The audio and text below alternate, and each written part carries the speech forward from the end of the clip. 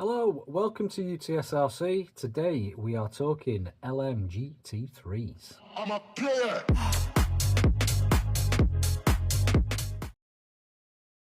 So what is the LM GT3 class?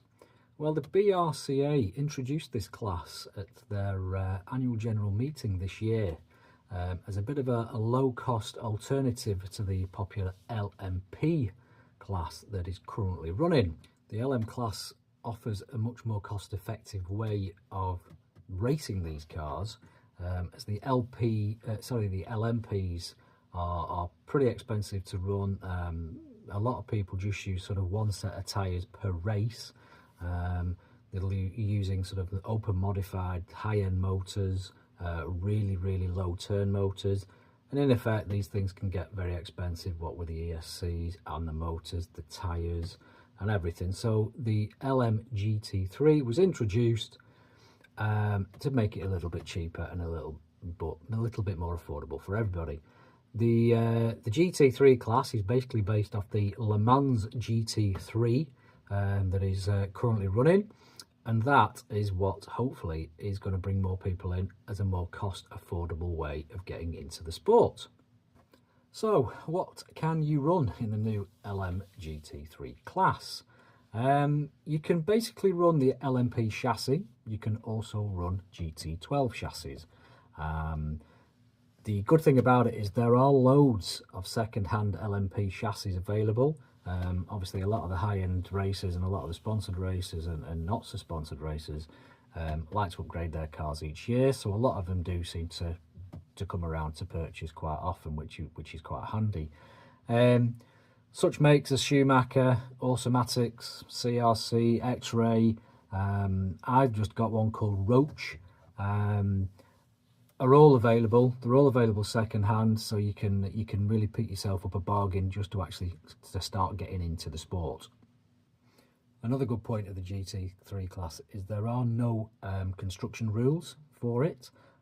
Basically those just already used in the LMP classes that are currently in use, so you don't have to modify the chassis in any way to run the cars.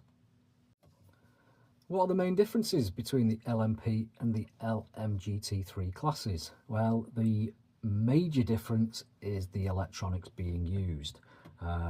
These cars will basically run on 2S shorty LiPo batteries, but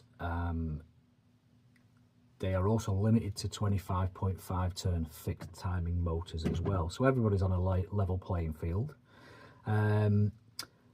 They basically run on a similar setup to the current Mini class that's out there, so if you do own a brushless Mini, you will probably be able to lift the electrics from that and put them straight into a GT3 class car.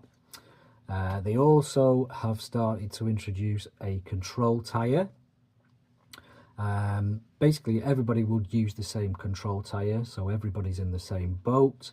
You've no need to shore them, and the wheels will run straight out the box, so you can literally bolt them on and run them there and then. Right, so what's some of the rules and the guidance being offered to clubs that are thinking of running this GT3 class? Basically, the GT or LMP12 chassis can be used.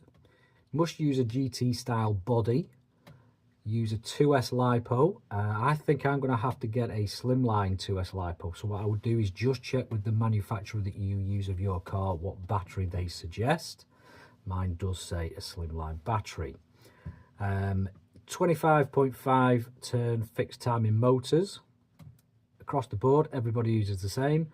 And a minimum weight of 730 grams. But apparently 9 times out of 10, the cars that come out, once they get all the electrics in and the bits and pieces, will be at that weight anyway. If you are running a GT12, you may want to put an LMP car rear axle on, so you get the wider rear wheels. Obviously that will benefit with the traction, and obviously makes it the same as somebody else's car. You can also run a spool or a diff. However, spool cars are apparently quicker.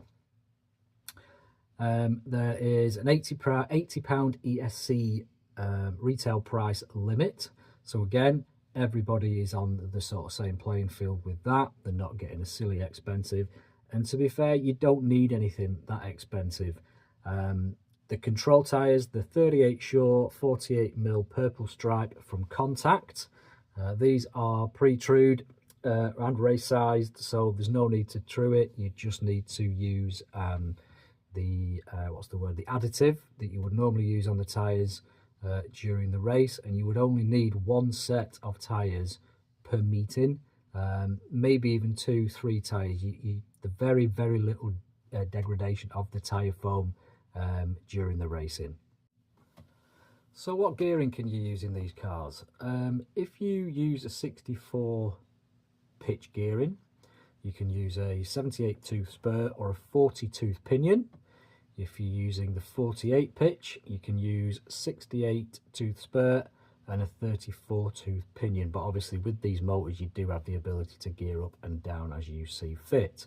How much you gear up and down is obviously down to your club's rulings. As I said before, the LiPo packs, you've no need to run the excess of 4,200 milliamp batteries. Due to the power that these cars are pulling, anything excessive, there's just no need for it. But again, check on the chassis dimensions before you buy your battery, in case you buy one that is either too thick, too long, whatever. But go for a shorty LiPo and you should be good. So what body shells can you run?